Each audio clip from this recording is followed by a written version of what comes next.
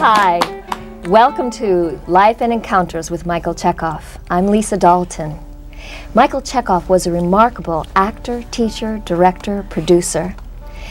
A man who during his life influenced a great many people, and surprisingly, today, interest in his life and work is greater than ever. In this program, we hope to discover why. I've asked a close personal friend of mine, Miss Mala Powers, to host our exploration today. Miss Powers is a noted actress, author, and teacher. She recently guest starred on Murder, She Wrote, and is perhaps most remembered for her role of Roxanne in Cyrano de Bergerac with Jose Ferrer. She played opposite Anthony Quinn in the television series The Man in the City and appeared in dozens of films, television shows, radio programs. I could go on. However, what makes it so appropriate that she be our host is that she studied with Michael Chekhov for 6 years prior to his passing in 1955, and during that time became great friends with him and his wife Xenia. She is the executrix of the Michael Chekhov estate. In August of 1992, Mala taught at the first International Michael Chekhov Conference in Berlin, and she will be back by popular demand for the second conference, this time in Moscow. Please give her a nice welcome. Thank you, Lisa. Thank you for that very lovely introduction. And before I go forward and introduce our other renowned guests, I would like to say a little bit about Lisa Dalton so that you know her connection with this particular show. First of all, Lisa is my associate and associate director of the Michael Chekhov Drama Group, which I founded, as she told you. And she is also a professional teacher who teaches professional actors on film and television.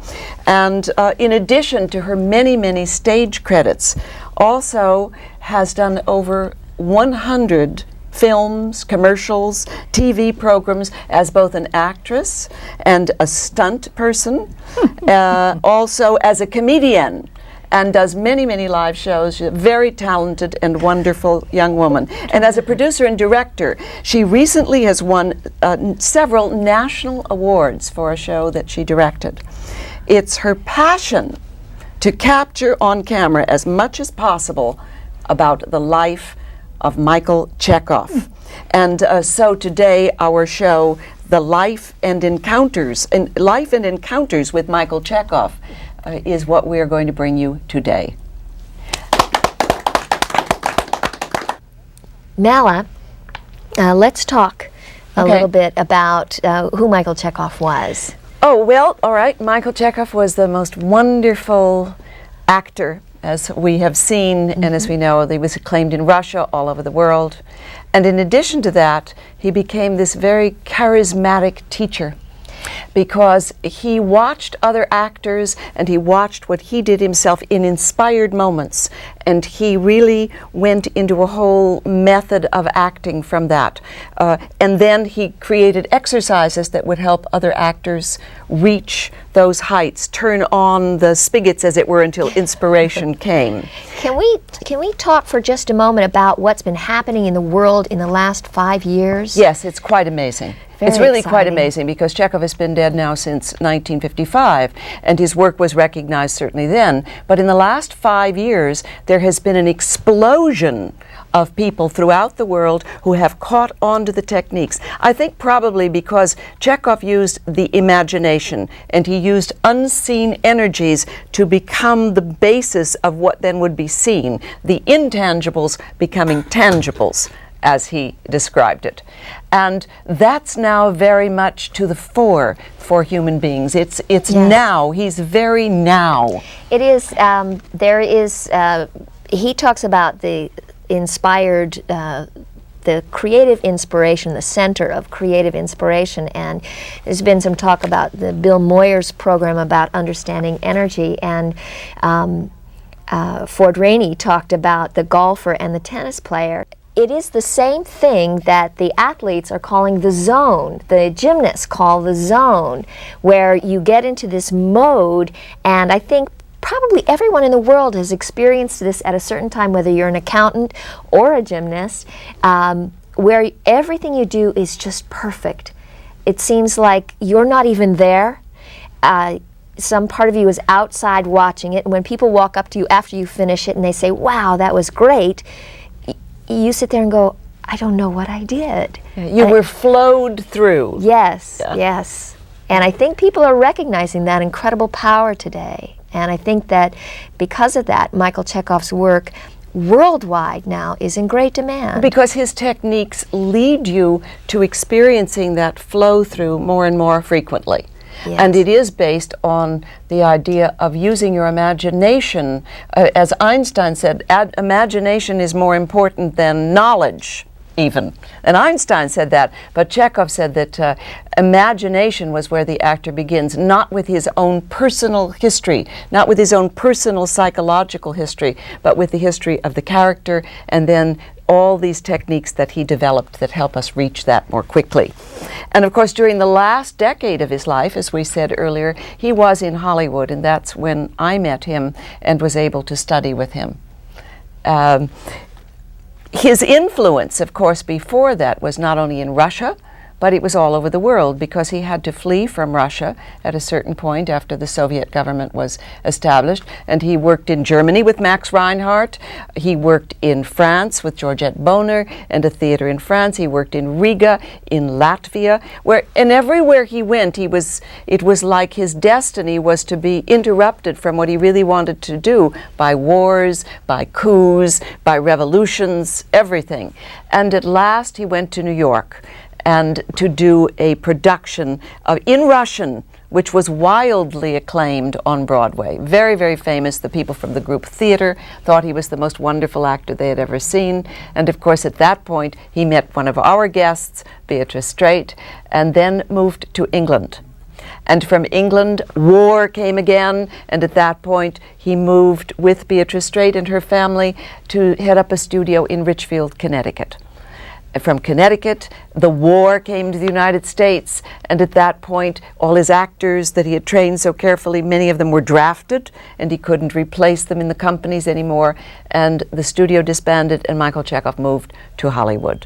And it was at that point, soon afterwards, that I met him. Of course, in the meantime, he did a number of films. He did first Song of Russia, then he did a film called Spellbound, in which he played Ingrid Bergman's old professor, and he was nominated for an Academy Award. He played in Cross My Heart. He played in Rhapsody, Ben Hecht's Spectre of the Rose, a number of other films here in Hollywood, and then became this great, wonderful teacher that everyone flocked to. And he had so many students that came to hear him lecture, that he actually worked with, including Anthony Quinn, Gregory Peck. Marilyn Monroe was also one of his students, and I knew her very well when she worked with him. And in her book, My Story, Marilyn Monroe wrote, "As Michael's pupil, I learned more than acting. Every time he spoke, the world seemed to become bigger and more exciting. I had always loved acting and tried to learn it, but with Michael Chekhov, acting became more than a profession to me. It became a sort of religion."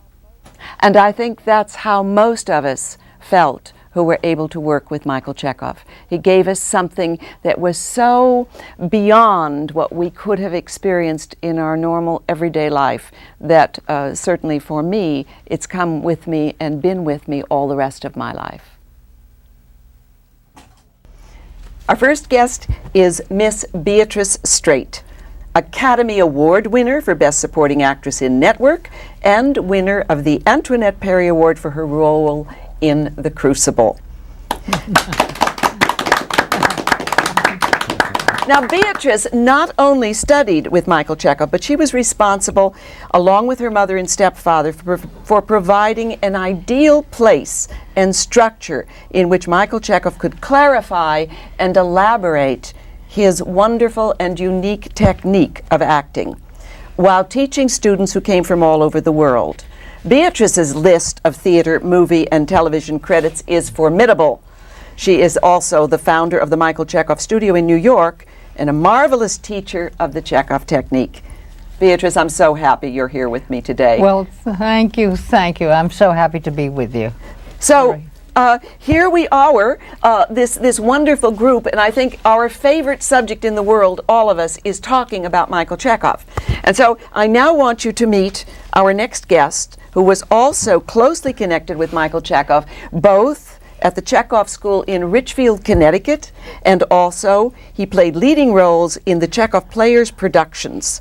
I know that he's familiar to many of television buffs, many of you, and also he's been on Hallmark Theatre, Bonanza, Mannix, FBI. He won the DramaLogue Award for his performance and theatrical production of Home, and he's been seen very recently in the movie theaters in his co-starring role opposite the late Colleen Dewhurst in the film Bed and Breakfast. I'm delighted to welcome Mr. Ford Rainey. You know, Ford and Beatrice and Lisa. Lisa doesn't share quite the same experience, and we'll ask her about that later, because she came to the Chekhov work and fell in love with it, not by actually knowing Michael Chekhov, but through other people and through studying the method. But Beatrice and Ford and I all knew Michael Chekhov. And I know from my own standpoint, I will never, ever, ever forget the first moment that I saw in person and shook hands with Michael Chekhov. It was one of the great thrills of my life. And so I kind of wanted to ask you, Beatrice, and you, Ford, if you also have a moment that stands in your memory as your first introduction to Michael Chekhov. Well, I was very happy. We were looking for somebody to run a theater school in Devonshire. My mother wanted to, and so I'd heard about this wonderful company in Paris, and I went there, and Michael Chekhov is Anton Chekhov's nephew, pardon me, Michael. And he was doing a play in Russian, and it was wonderful, but I went up to him and got translated to say, "Come to England, quick." And he did. Yes, he did. He came to England, and we had a theatre school in England, and he did the performance of his play in London, and then we felt we should go to America, and that was a big success. Well, I'm going to ask you in detail about that in a little while, but did you have an impression when you first saw him on the stage? Oh, he was wonderful. And the whole company was so wonderful, and after seeing, you know, people standing out, just mostly men in London, right? He had allowed the women to be okay too. I love that. So it was great. It was a wonderful production. I loved it. And being in Paris, and the French liked it too, even though he was speaking Russian. I think, do you remember what the show was? Did you see him do Revizor or Gogol's like Inspector General? Did you ever see him do that? I think I saw him do Inspector General, but maybe that was it in Russian. I don't know. I don't think so. I don't think so. And what about you, Ford? Do you remember your first moment? Oh yes, my first encounter with Michael Chekhov. I knew Beatrice Straight, and when they were going to do Possessed, Dostoevsky's Possessed on Broadway, Beatrice called me and told me to come and audition for Michael Chekhov. Well, I had done a production in Seattle of Lynn Riggs' Roadside, and there's a wonderful speech in it.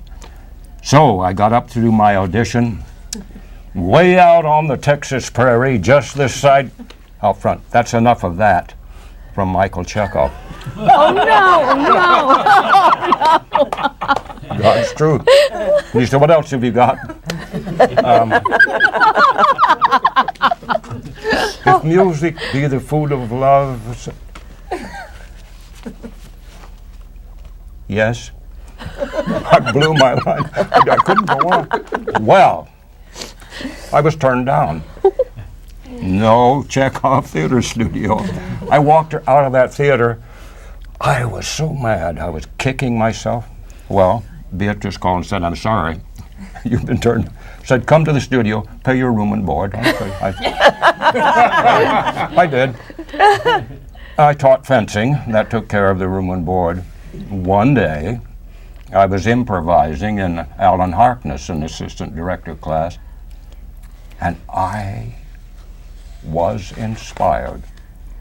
At the end of the class, Michael Chekhov came up, put his arm around me and said, I'm going to do a production of King Lear, and you are going to be my King Lear. Wow. I was so happy That was about thrilled. that. I was so happy about that. I have to read this now because I happen to have here one of the notices that you received for that production of King Lear. Mom. Yeah, and I just have I'm to read all you this ears. because, first of all, your Ford was a very young man, and here he was playing King Lear, and I And he quote was this wonderful. review. Lear, of course, is the dominating character, not merely by virtue of being the central figure of the play, but by the sheer power of Ford Rainey's acting of that role. Mr. Rainey has created a character who is shown in varying and changing moods, which he interprets with fine feeling, whether it be the towering rage with which he defies the elements in the storm scene, or the pathos of the proud old king as he caresses the lifeless body of Cordelia, his youngest and best-loved daughter, whom he realizes, too late, that he has wrongly judged. It was a towering performance. It was. And that yes. was Ford Right. Rainey. Thank you, was. Michael Chekhov. He chose wisely. No, I mean it. He poured his King Lear. It's the one part, the two parts Michael Chekhov had wanted to play in Russia, had never played, Don Quixote and Lear. Well, his conception of Lear, of the whole production, and he said to someone at the time, he said, I don't know, working with someone is like a father to a son, but he poured his King Lear into me. I was, this young kid, I didn't know what I was doing, but Michael Chekhov made me become his king. It was his King Lear. I didn't have much to do with it. I was the medium. The audience loved you. Thank you, Michael. Well, apparently the critics loved you too. Yeah. I've had the opportunity of playing him, the old boy, 3 times, counting a play called The Dresser, which features King Lear. But and Robert Wilson, if anybody out there knows who he is, a wild man. A production at a studio here in Hollywood. They took the whole width of the studio and the tan bark down, and I came in one scene riding on the back of 3 fools, practically nude. But I was still remembering the Michael Chekhov Lear. I mean, that was sitting there. So I've had 3 shots at him. I'd like to do it again. You'll be just ready for it now, right? Yeah. I'm the right age now. And I know that there is also a wonderful still that I don't know if we can put our hands on right this moment, but there's a wonderful still that we have of you as King Lear. Oh. And also Beatrice Straight. Did you play Goneril or Reagan? I don't remember. Goneril. Goneril. Yes. Yeah, well, you're right there, Goneril. Yes. And then it was also with Herd Hatfield. Yes. And with Yul Brynner. Yes. Right. We had And a Mary good Lou time. Taylor. Yes. Oh, you're marvelous. Yes. Yes, right. We had a good time in it. Yeah. Yes, we did. Yeah. Thank you, Shakespeare. Yes, thanks Shakespeare and Michael Chekhov and Yes. Ford Rainey and Beatrice Straight. Right. Yul Brynner, King and I, was a perfect example of Michael Chekhov's technique.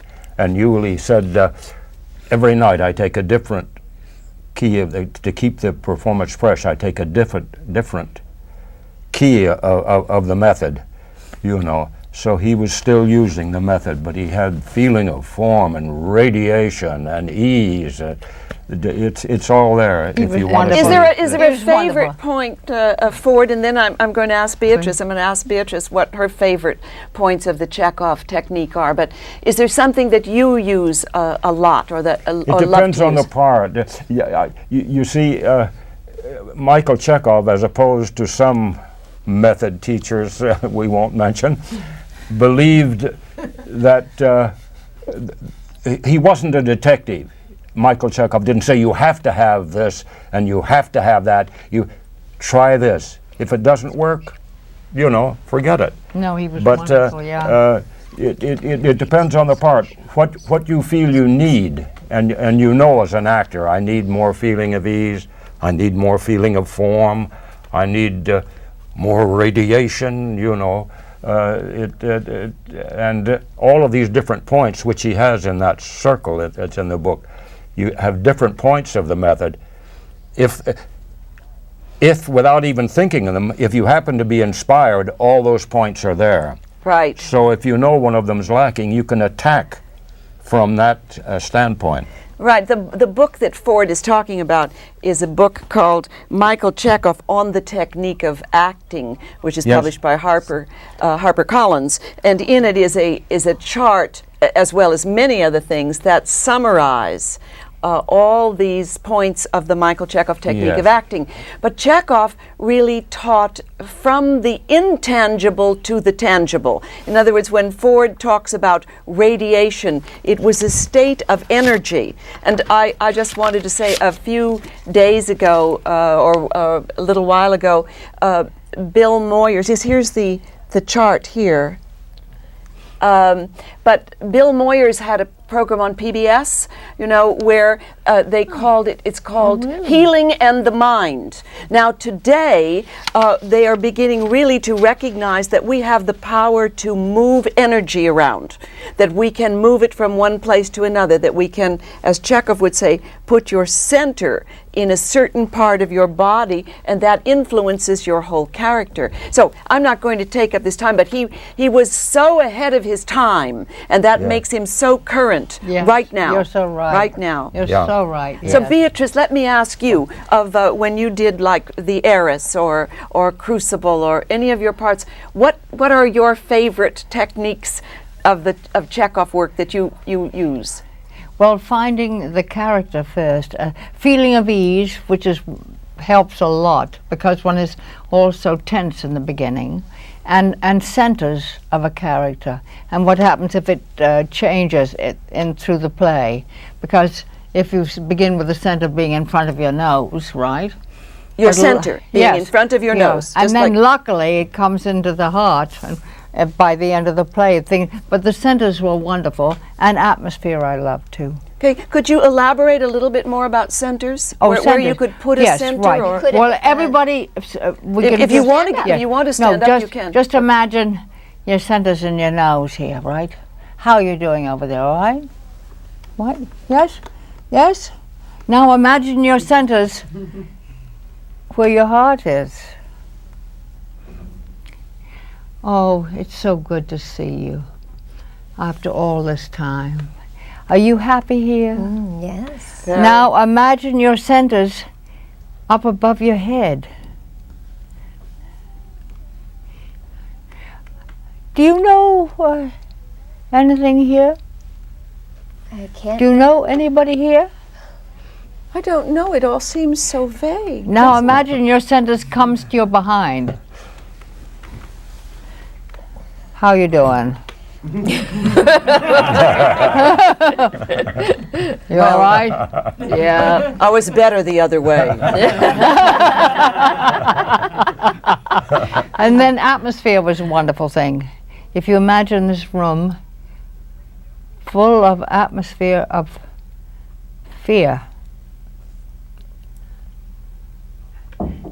and speak. Would you stick with me? What was that noise? I don't know. Do you hear anything strange? Yes. I think, is there a way out of this room? Now, imagine the atmosphere is one of absolute tremendous joy and love. Right. How are you doing there? Wonderfully. Wonderful. You're so pretty. You are. You are. And it's so wonderful to see you. It's so good. He's handsome. Oh, he's so happy. He's so filled with love. He was just about to levitate. And I must say, all of you are adorable down there, right? Right. So, gosh, it's fun being here. And all of you behind the camera is good for you. So, all the sort of things of atmosphere and centers, and beginning and middle and end of a play, there should be, if it's well written, there should be a difference. So imagine in the first part of the play, we're all a bit weird. Say hello. Where'd you come from? Over the moon. And you? Under the table. And you? I don't know. Do you know that you're here with this old bitch? Where? What?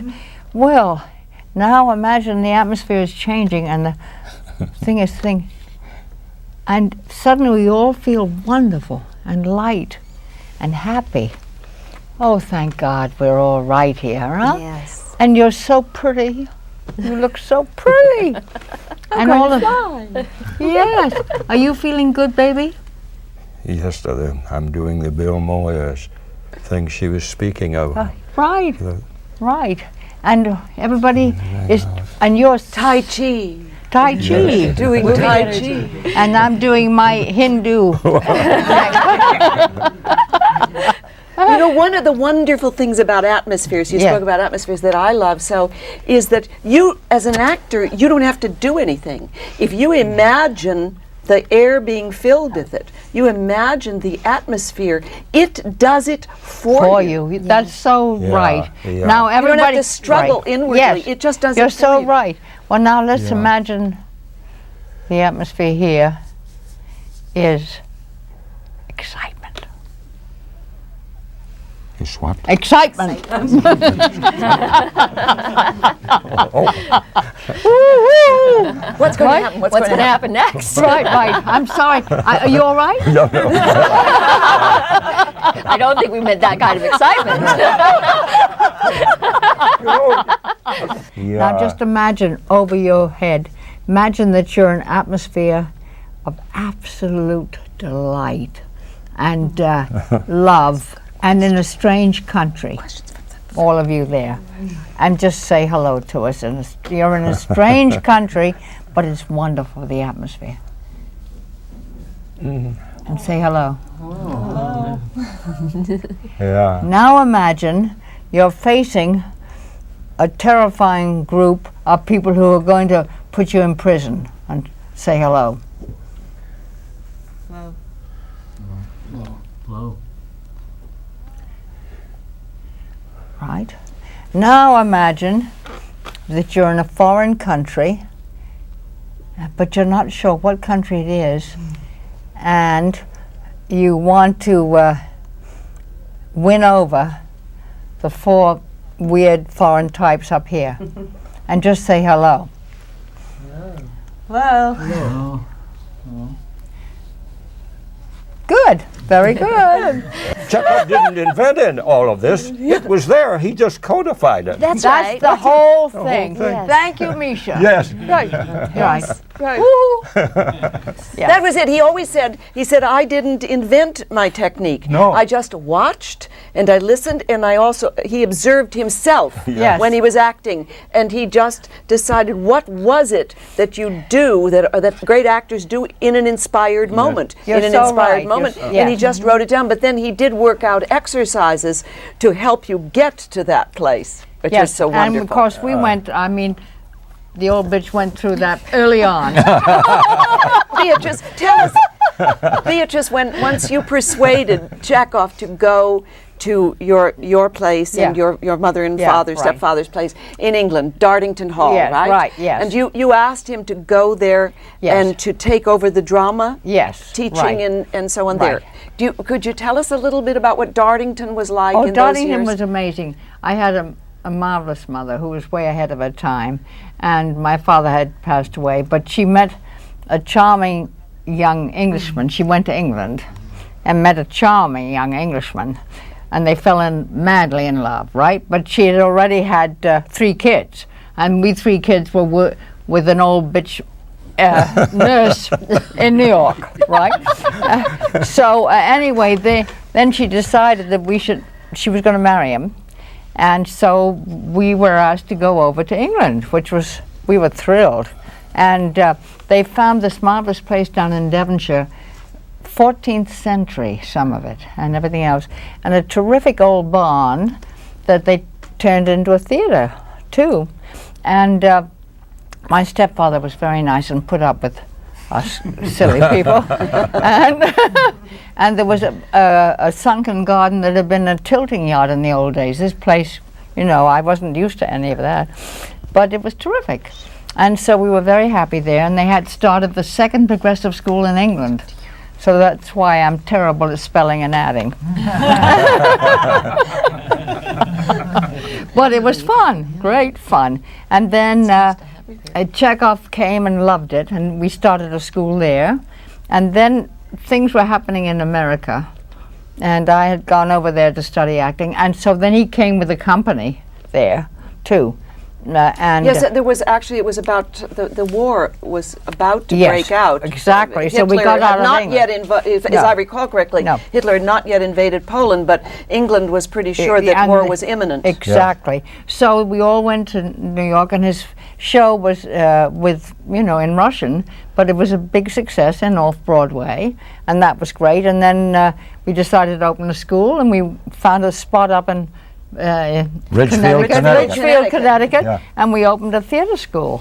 So That Yul Brynner and all sorts of types came there. That was Actors Heaven in Ridgefield. Yes, you that I went joined there. Yeah.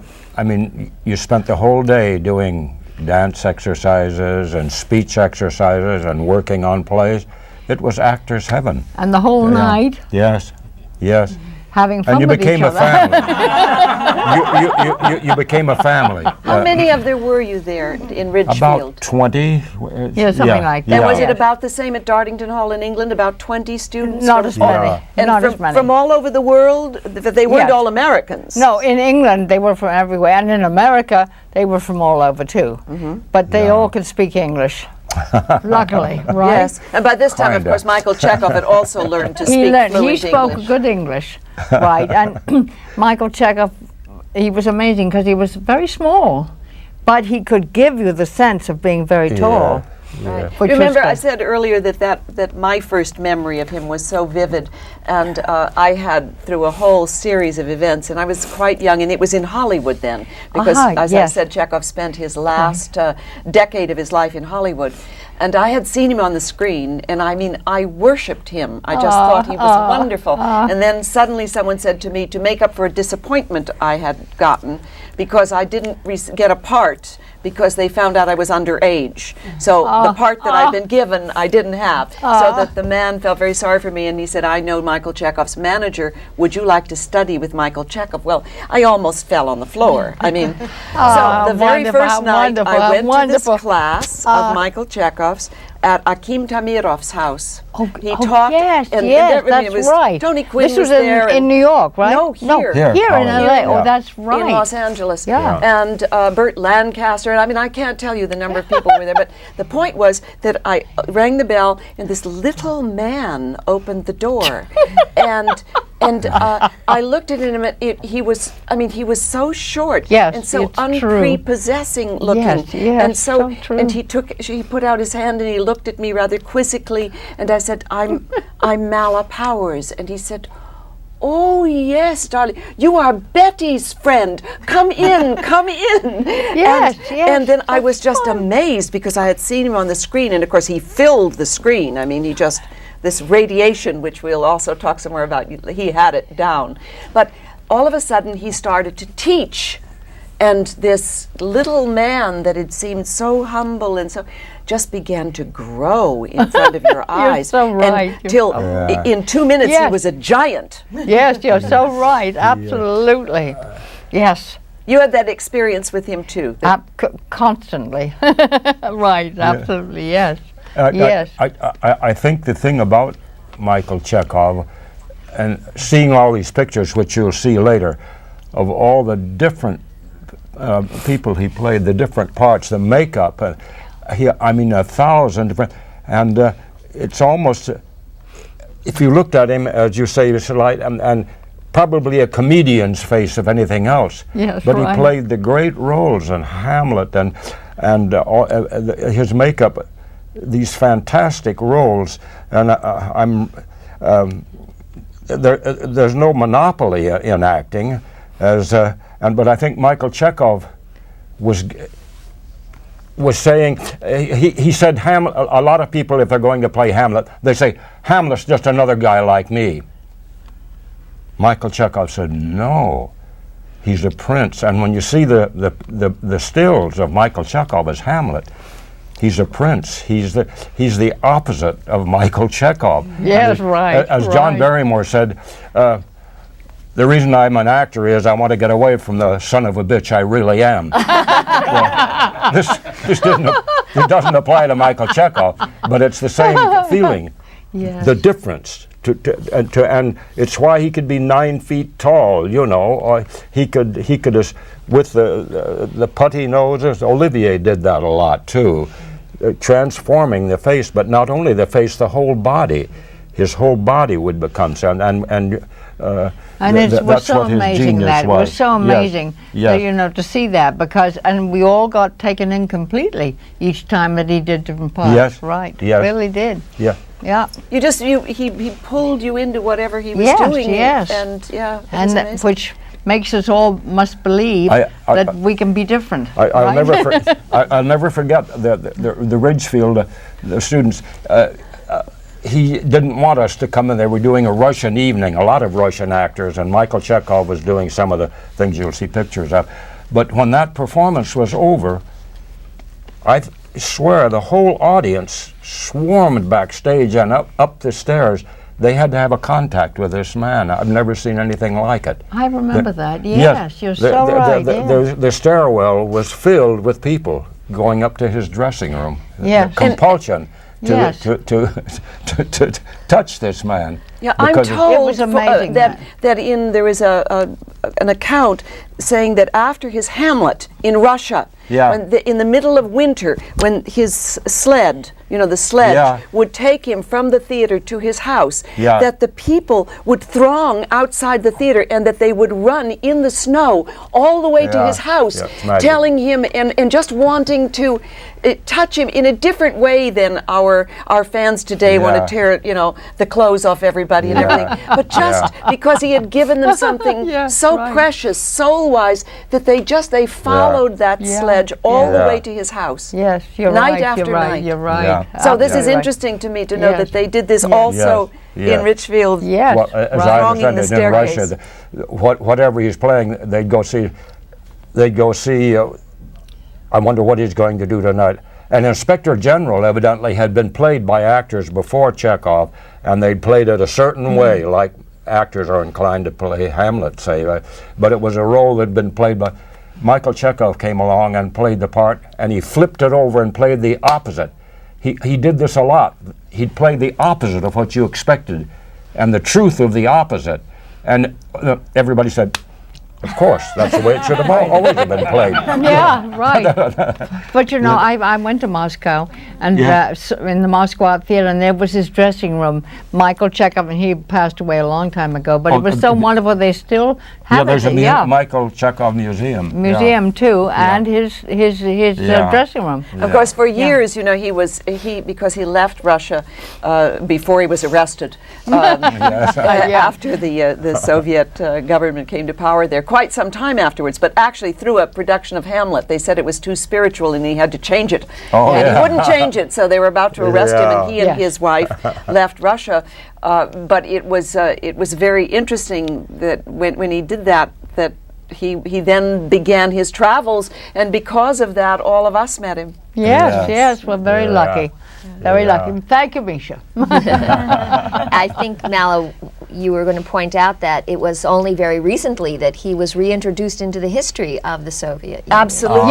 You're so right. Because after he left, of course, they just erased him from all records. And actually, his techniques still went on being taught, but underground. And it was rather dangerous to study the Chekhov method in those years. And then finally, I guess about 15 years ago. When I went over there, they were very nice 20 to me years ago, they suddenly found him again, and now he is again in his rightful place as a great Russian actor. Right. Yes. I'm interested in knowing how you specifically think your careers were affected by your meeting with Michael Chekhov. Oh, well, I didn't really have a career until I met him. I was a very young student, you know, and all right.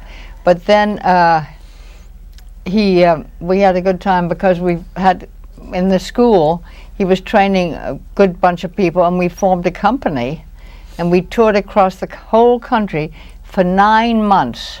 Here in the United States? In the United States. And so Michael Chekhov's name was beginning to spread about, and we landed up in California, and then we opened a separate school there because one of our students was going to teach. So we managed all right. We had a great time touring the country. In those days it was much easier and cheaper. A lot cheaper.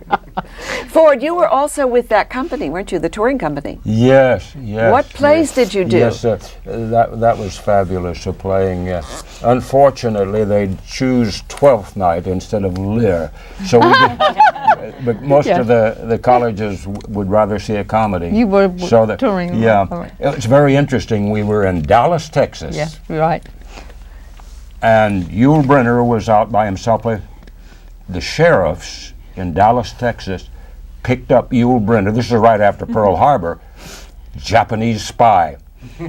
And he talked very fast and persuaded them to come to the theater. They sat out front and watched the performance. Yes. Yul Brynner's up on stage playing the part. But he was picked up as a Japanese spy. and he was not Japanese. No, he was not Japanese. Actually, Yul was Russian, wasn't he? Yes, he was Russian. Yeah. Yes. Yeah. He was picked up and said, that's very funny. Yeah. What play, do you remember what play they saw him do? It must have been Twelfth Night, yes. 12th Night, yeah. Yeah. Now you've Which done... he had a very small part in. Who were you playing in Twelfth Night? I was Toby Belch. A Believe very it or big not. part. Believe it or not. And he was very slim. Yes. But he had a fake tummy.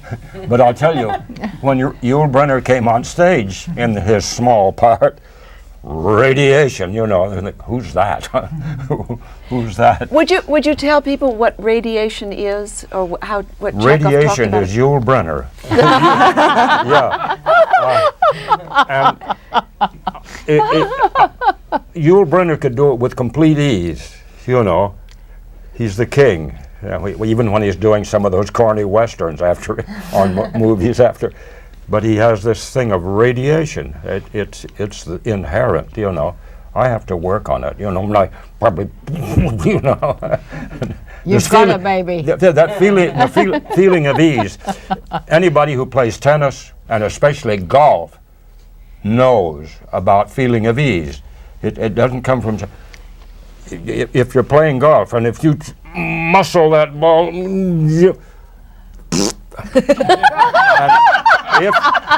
if you, and in tennis too, if you can swing through, that's feeling of ease, and you don't hit the ball, you don't think you're hitting the ball as hard, but the ball's going to go a mile. That's feeling of ease. That's tennis very good or point. golf. Yeah.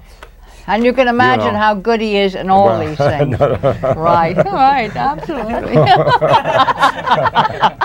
That's wonderful, and it all has to do with energy. Feeling of ease, with that sending and you can have radiation with feeling of ease. It's something. It's this life force that we were talking about, the Bill Moyers program. I saw that last night too. You did? And Chekhov felt that as an actor, before you go on the stage, there's a field of force around you. I mean, it's around you. And you can collect that and this is like the Bill Moyers program too. You can collect that force. And that force can enter within you. And when he even felt that you could send your presence out on the stage before you made an entrance. And then when you make the entrance, you go out on the stage and you have a feeling of ease, but there is a force there. And he said that ideally, if you're acting ideally, you're on the stage here with complete feeling of truth, but there's also a monitor saying, do this, do that. And a third one, this is the toughest one for me. is out there in the audience. Part of you is out there in the audience. That's the tough one for me. But when you're acting ideally, those three elements are there. The feeling you're completely truthful, but not completely, because if you're supposed to kill somebody, you don't kill them. So you have the monitor saying do this and feeling a form. But there's also, and when you get down to it, and I'm sure Chekhov would agree, there is a mystery. And you can codify it, you can have your wheel, you can do it. But you tap into all these points of method, and especially for some parts, and it ties in with the Bill Moyers thing, you want to reach that mystery. And I think Michael Stanislavski certainly developing his theories, changing. Michael Chekhov was changing.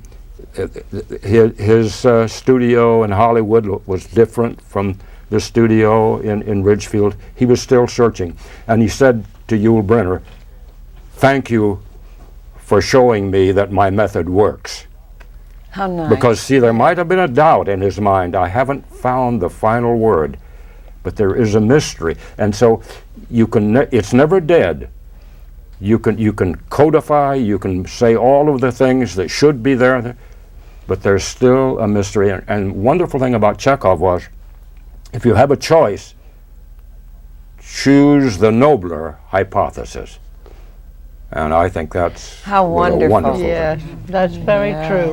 Very good. Oh, that's wonderful. I'd never heard that, but that, of course, is true. Yeah. And this is one of the things that's happening that's so sad today, is that we're showing so much of the dark side, of the degradation of the human spirit, instead of the nobility of the human spirit. Yeah. It needs to be balanced more. You're so right. Yeah. You're so right. But and we're so lucky in this country. It must never become dogma. Chekhov's method must never become dogma. There's always something, and as somebody mentioned before, the world is catching up with the Bill Moyers thing, but the thing that actors use now called body language. Now that's Michael Chekhov had that, with his body language.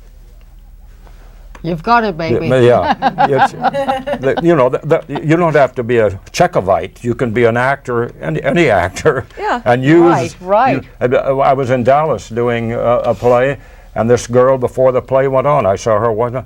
I said, "You're using the Chekhov method." I said, "That's the actor's march. You get up the energy before you go on."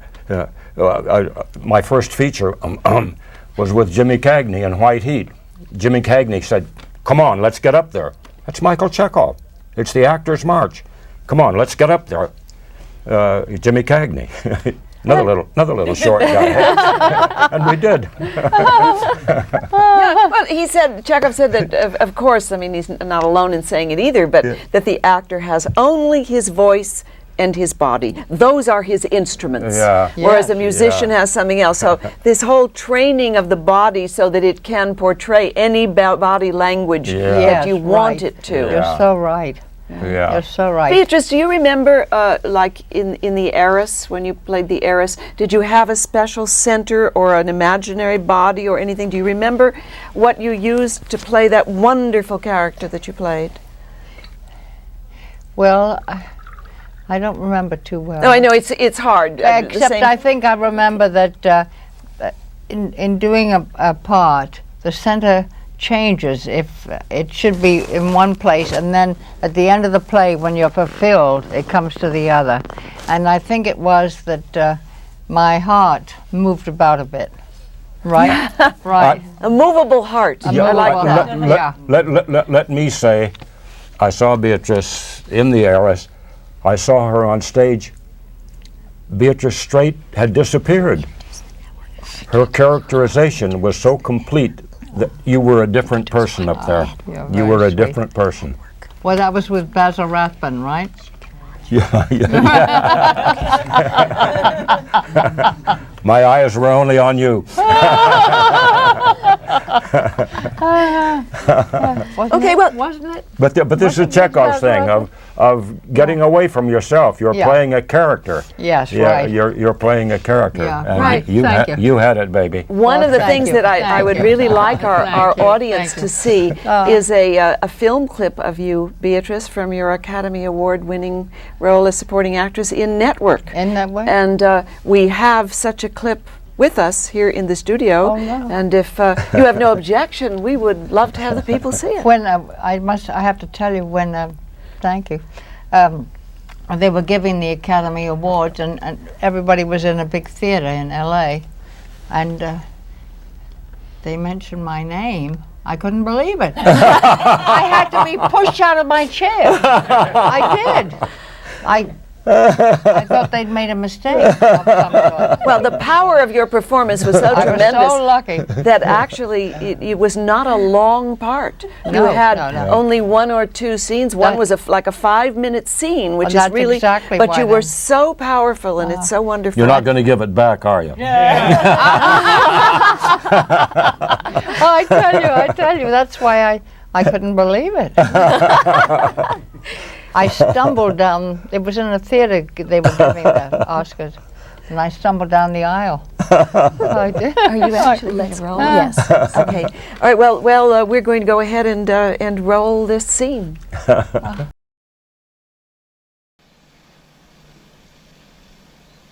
long has it been going on? A month. I thought it was a transient thing, would blow over in a week. I still pray to God it's just a menopausal infatuation. But it is an infatuation, Louise. There's no sense in my saying I won't see her again, because I will.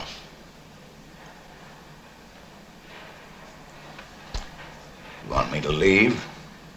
Check into a hotel? Do you love her? I don't know how I feel.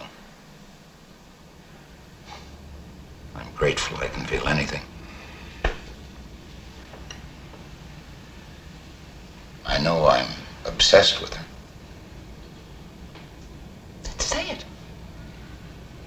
Don't keep telling me that you're obsessed, that you're infatuated. Say that you're in love with her. I'm in love with her. Get out! Go anywhere you want. Go to a hotel. Go live with her, but don't come back.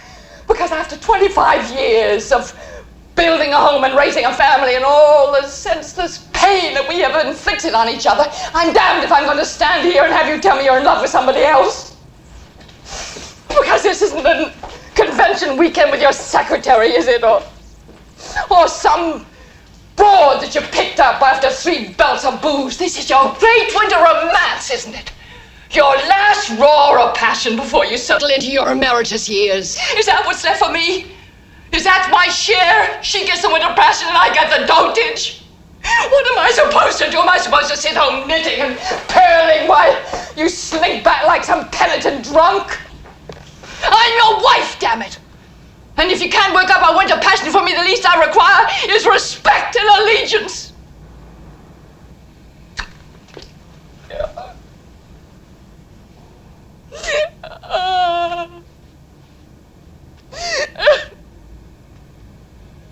I hurt, don't you understand that? I hurt badly.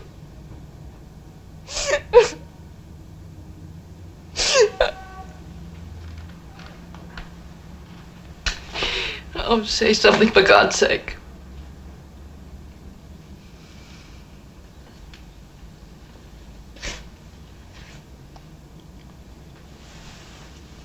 I've got nothing to say.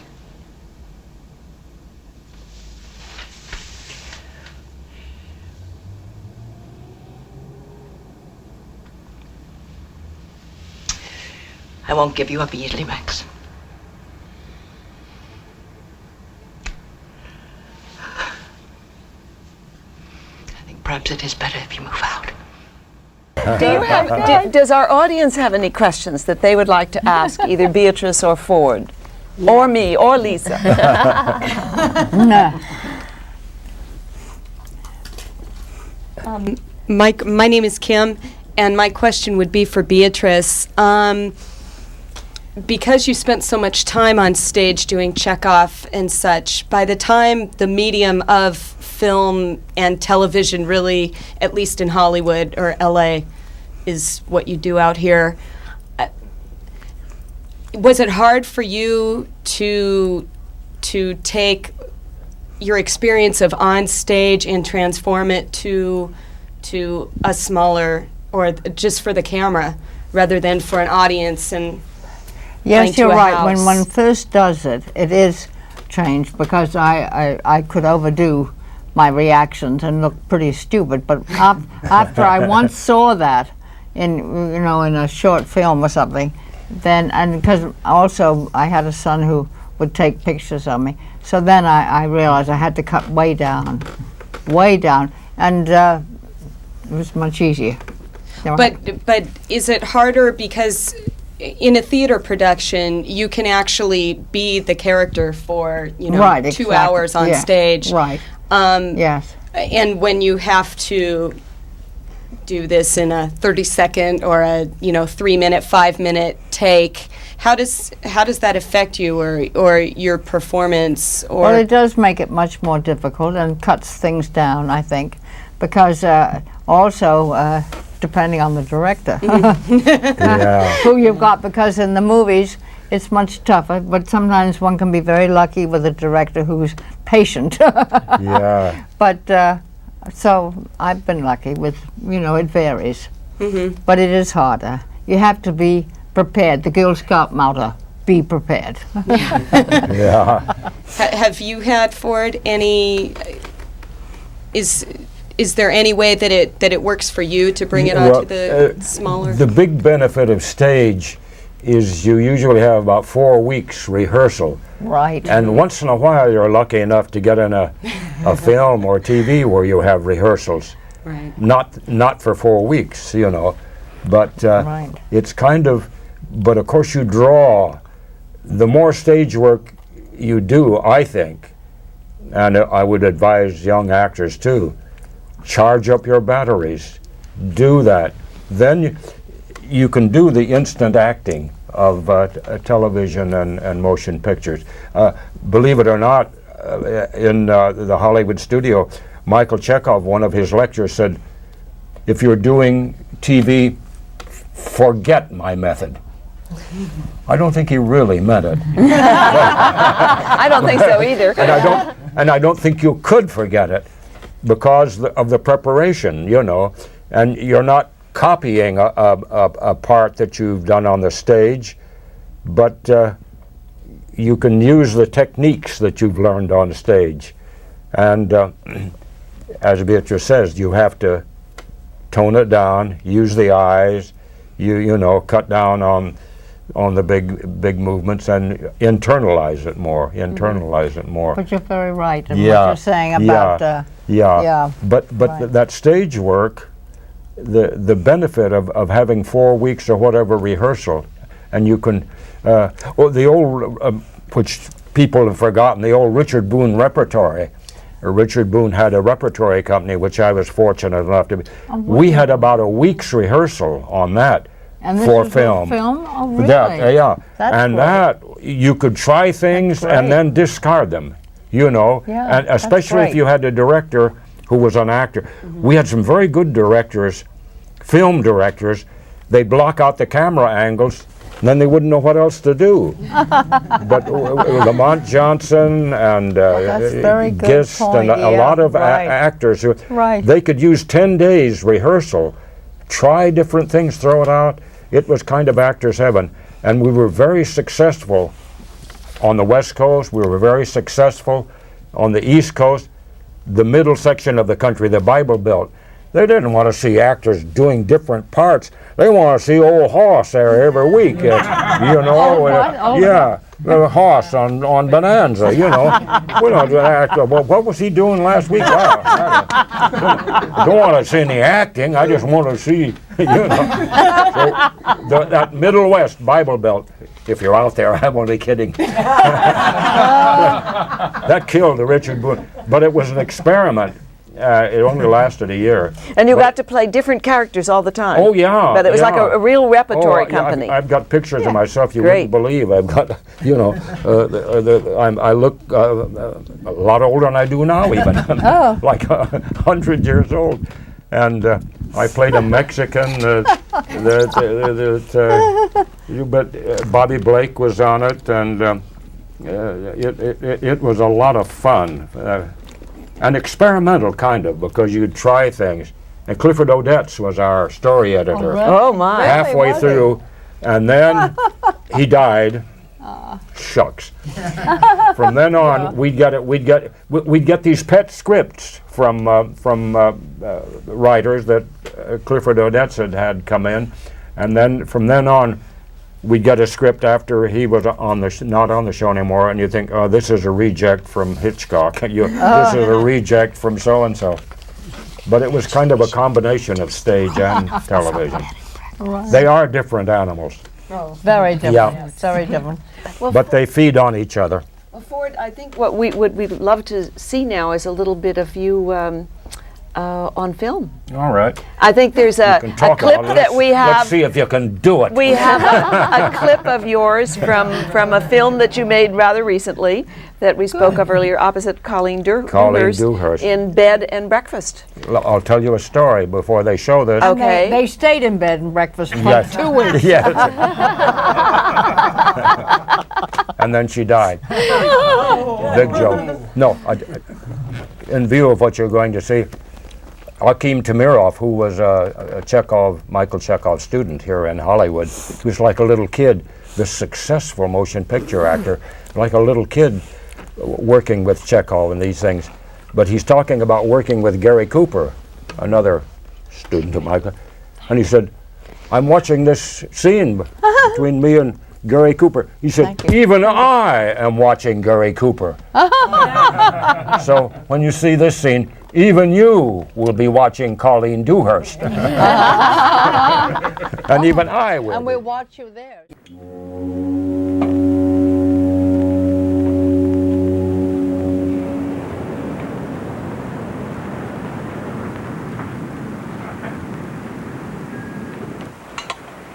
To your continued health, or failing that, to your happy degeneration.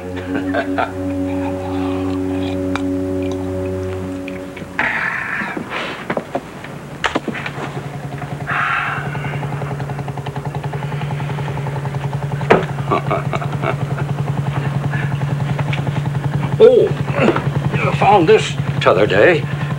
Amazing, don't you think? Just like a lobster, except the claw part. Amos, why am I here? Beg your pardon? Why did you ask me here? Oh, I enjoy your company.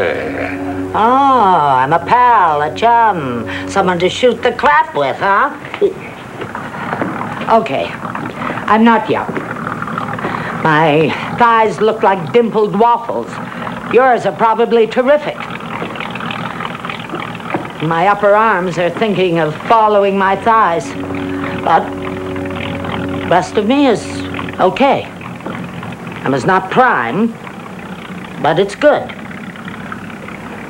And inside, my motor is terrific. And it is all revved up and ready to go, and I want to use it. I don't want to just let it rust away.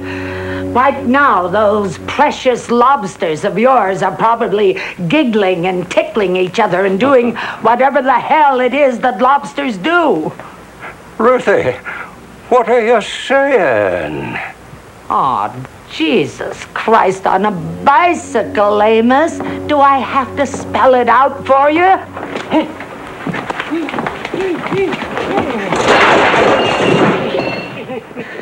Oh, very good. Very good. Oh, Ford, that was wonderful. That's good. Or do you still use specific Chekhov techniques, or do you just sort of do what comes naturally at this point? Feeling of ease. The feeling of Very ease. good. Very good indeed. You know, it just looks like everything is so integrated. Yes, you're right. Absolutely. Did you have any specific thoughts about the scene? Was it just fun to do? I was telling Beatrice, I said, how come all of our love scenes, all the love scenes I have with you are comedy? She said, I wouldn't touch that with a 10-foot pole.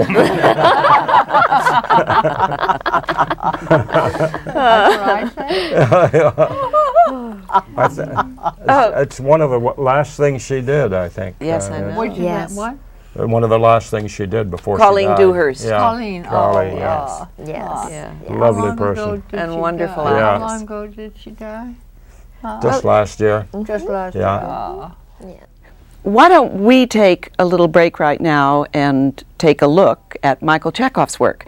As we all know, he was nominated for an Academy Award for his performance as the old professor, Ingrid Bergman's old professor in Spellbound. And we now have a clip from Spellbound to show to our audience. And in the meantime, we can all enjoy it as well. Alex, are you all right?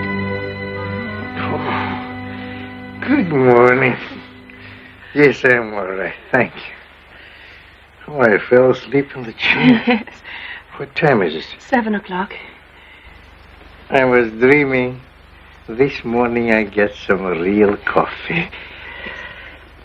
My husband must have gone out very early this morning. You didn't happen He to... didn't go out. He's over there on the couch. He's all right. He's sleeping fine. My dear child, do you think old Alex Brulov, one of the biggest brains who is in psychiatry, is unable to make out 2 and 2 come out 4? I should have known.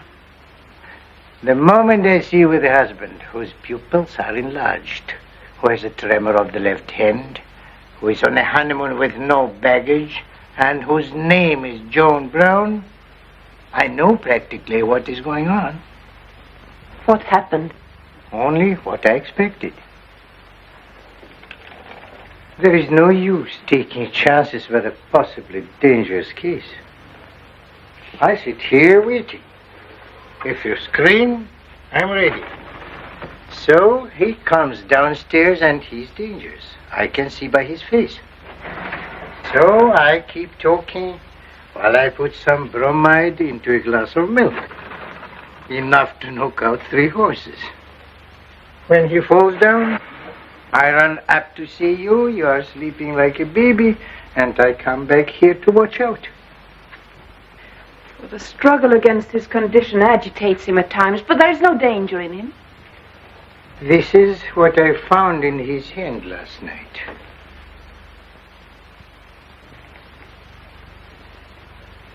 He didn't know he had that. Alex, you mustn't think that. He didn't try to do anything to you. He couldn't. My dear child, he's not responsible. But that's not correct. I'm just a little more experienced with this type than you.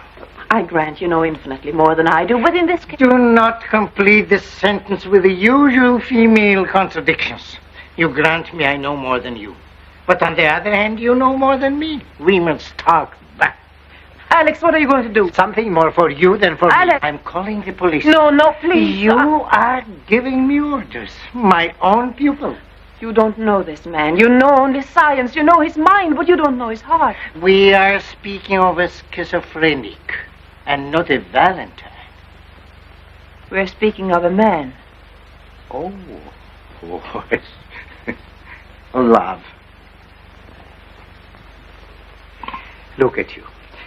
Dr. Peterson, the promising psychoanalyst, is now all of a sudden a schoolgirl in love with an actor, nothing else. Alex, let me tell you about him. What is there for you to see? We both know that the mind of a woman in love is operating on the lowest level of the intellect. Doctor told me not to smoke in the morning, but I'm too excited. I'm just wondering if we might have 1 or 2 more questions from our audience? From our audience. Is there someone who's ready to ask a question? Good. I have one for all of you, actually. You've talked about all these wonderful insights that Michael developed in the course of coming up with codification of various techniques.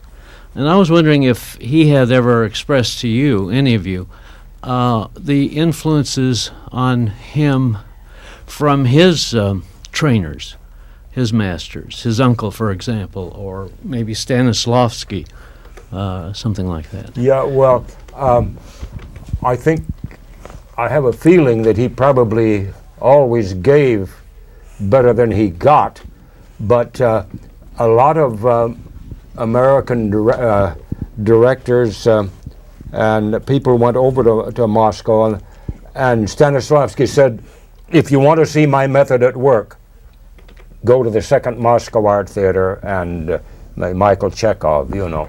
But he worked with Dakhtangov, and he worked with a lot of other directors, and I think he didn't develop a theory opposite to Stanislavski, but it was taken from those other directors, but I think it came from himself.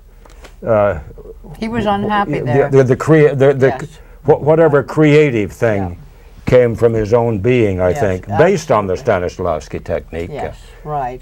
The basic difference in the so-called method with Strasberg and Michael Chekhov, Strasberg thought that Michael Chekhov was too intellectual, and Michael Chekhov thought Strasberg was too intellectual.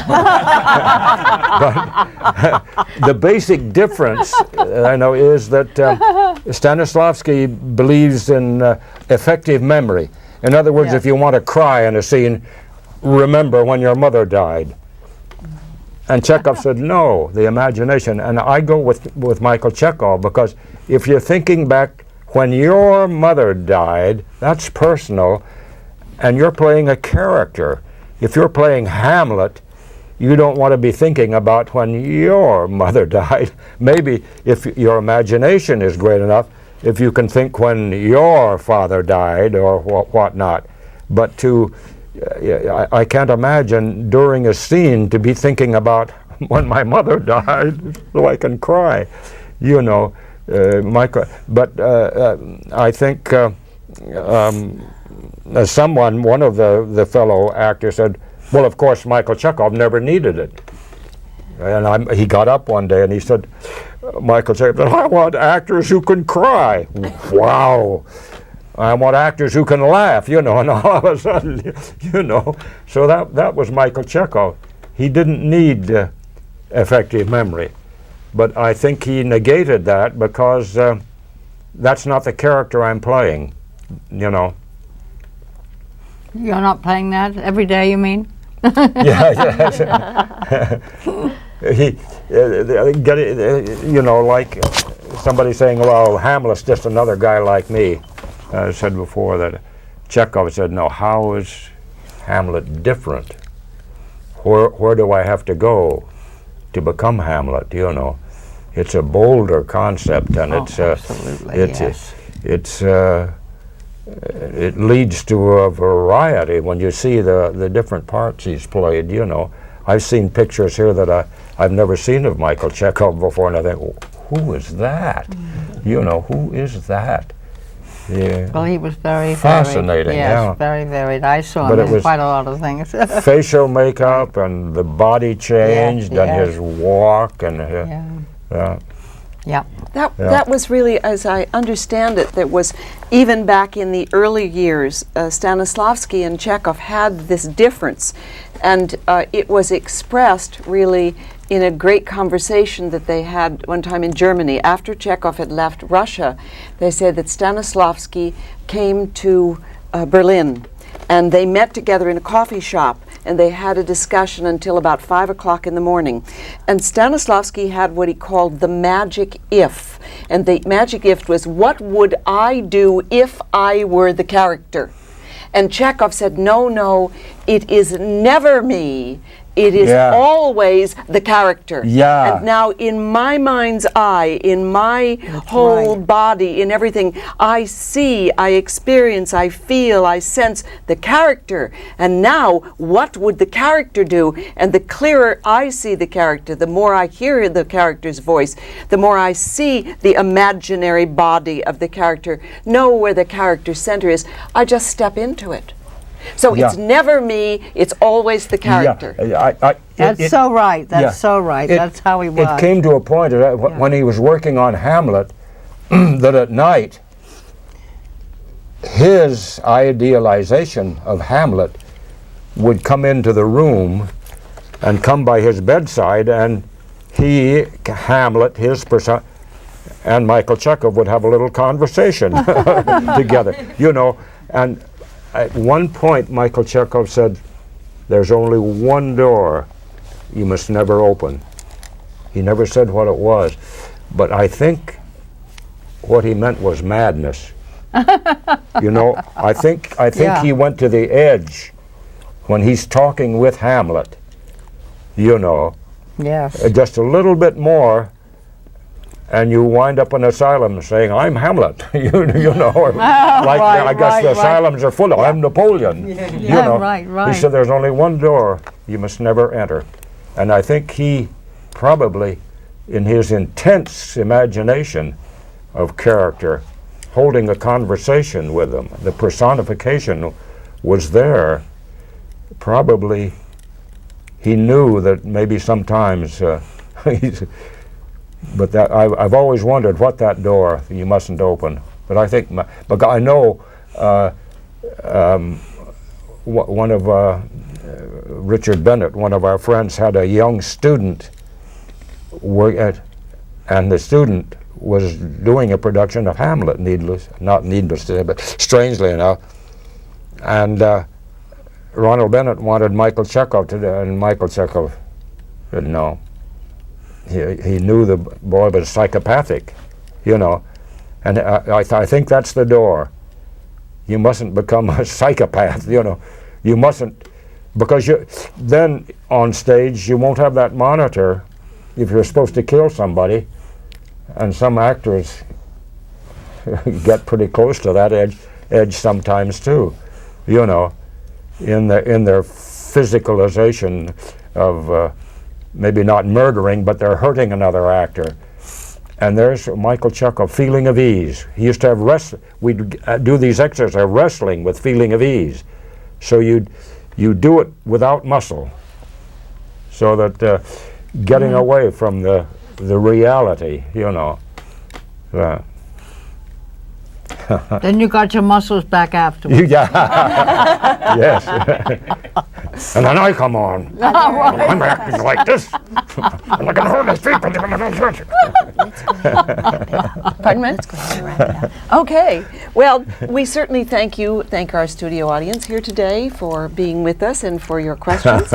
And Beatrice, as always, it is not only wonderful to see you, but to hear you, to be with you, and to share these life and encounters with Michael Chekhov with you. And Ford, thank you. we thank you so much for being with us today. And we'll have another time when we'll have more to say about our life and encounters with Michael Chekhov. Thank you. You're Thank you, wonderful. Michael. Thank you, Yes. thank you. Thank you. You're so terrific. And Thank you. you all for Thank being you. so patient. Thank you. All right.